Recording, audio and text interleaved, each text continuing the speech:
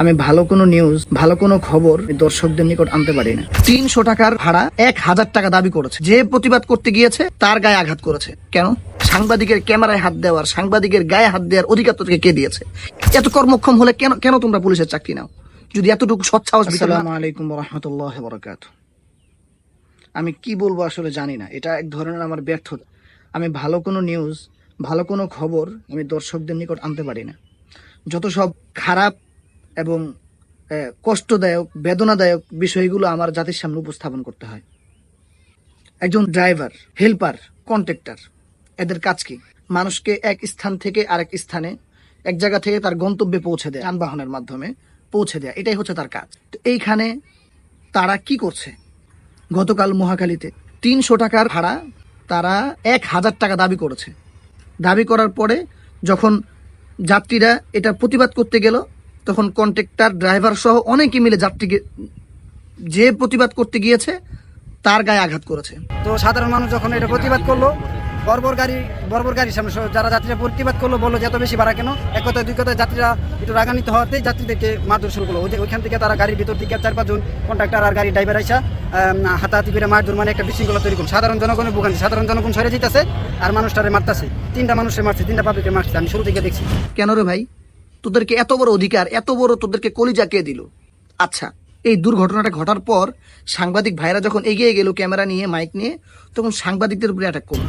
তারপরে এই সাংবাদিক ভাই ভিডিও করতেছিল, তখন এটা উনি ভিডিও করতেছিল দেখে ওনারা মারধর শুরু করছে। তো যখন উনি সাংবাদিকের পরিচয় দিচ্ছে, তখন ওনারা আরো বেশি মারধর শুরু করছে। কেন? এত বড় স্পর্ধা, এত বড় অধিকার তোদেরকে কে দিয়েছে? সাংবাদিকের ক্যামেরায় হাত দেওয়ার, সাংবাদিকের গায়ে হাত দেওয়ার অধিকার তোদেরকে কে দিয়েছে? এত বড় স্পর্ধা তোরা কোত্থেকে পেলি? হ্যাঁ, কে তোদেরকে দিয়েছে এত বড় স্পর্ধা? বাংলাদেশটাকে পুরো শেষ করে দিচ্ছে এই মূর্খ, বেহায়া, বলদ জনগণের একটা অংশ। কেন রে ভাই? সাংবাদিকের গায়ে কেউ হাত দেয়? আমার বুম টুম সব কেড়ে নিয়ে গেছে এবং আমার মোবাইল ছিল একটা, সেই মোবাইলটা আমি খুঁজে পাচ্ছি না। তারা মোবাইলের উপর থাপা দিছে এবং এই যে মেরে আমার জামা কাপড় এবং মেরে এই জামাকে রক্তাক্ত করে ফেলছে। এই হচ্ছে অবস্থা। এবং এই মহাখালী বাস টার্মিনালে এখানে যাত্রীদের হয়রানি করছে এবং যাত্রীদের মারছে। সেই ভিডিও যখন ধারণ করছি, আইসা আমার ফোন থাপা দিয়ে নিয়ে গেছে এবং আমি কেন ভিডিও করলাম সেই কারণে আমাকে এই যে মেরে রক্তাক্ত করে ফেলছে। এবং আবার বেচারাকে মেরে পিছনে শার্টটা ছিঁড়ে দিয়েছে, হাতের মধ্যে রক্তাক্ত করে ফেলেছে। কেন? তুই মানুষের সেবা করবি, সেবার জায়গায় করতেছিস জালিয়াতি। ওই জিনিসটা সাংবাদিকদের প্রচার করতে গেল, তুই আবার তার গায়ে হাত তুললি কেন?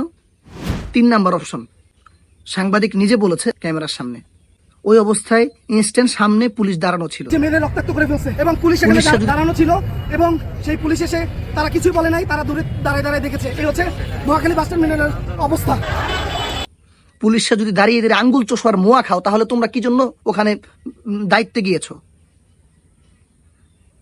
এরকম অপায়া, এরকম ধ্বজভাঙা হলে তো তোমাদের যাওয়ার দরকার নেই পুলিশের দায়িত্বে। কেন লাখ লাখ টাকা নষ্ট করে, এত কিছু করে, ঘুষ টুস দিয়ে তারপরে পুলিশের চাকরি নাও, অথচ মানুষের সেবা করতে পারো না? আমি সর্বলাস্টে আমি খুবই কষ্ট পাইলাম একটা বিষয়। ওনাকে যখন মারতে মারতে সামনের দিকে নিয়ে আসতেছিল, তখন পুলিশ এইখান থেকে 20 মিটার সামনে পুলিশের ওনাকে মারতে মারতে নিয়ে আসতেছে। পুলিশ দাঁড়ায় দাঁড়ায় এভাবে সুন্দরভাবে বিষয়টা দেখতেছে। সাংবাদিক উনি বলতেছে সাংবাদিকের গায়ে হাত, ভাড়া সিন্ডিকেট বলছি দেখি আমার গায়ে হাত, সাংবাদিকের গায়ে হাত জোরে জোরে বলতেছে।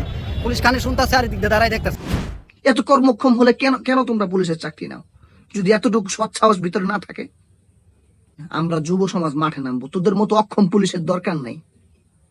তোরা পারবি শুধু সরকার যখন নিকৃষ্টতার দিকে আগাবে, সরকার যখন ভালো মানুষদেরকে মাজলুম বানাবে পিটিয়ে, তখন তোরা হাত তুলতে পারবি। কিন্তু একজন মাজলুমের পক্ষে তোরা যেতে পারবি না। শেখ হাসিনা এসে তোদের রক্তে মাংসে সব হারামিয়ে তোদের ভিতরে ঢুকিয়ে দিয়ে গেছে। কি আছে তোদের ভিতর?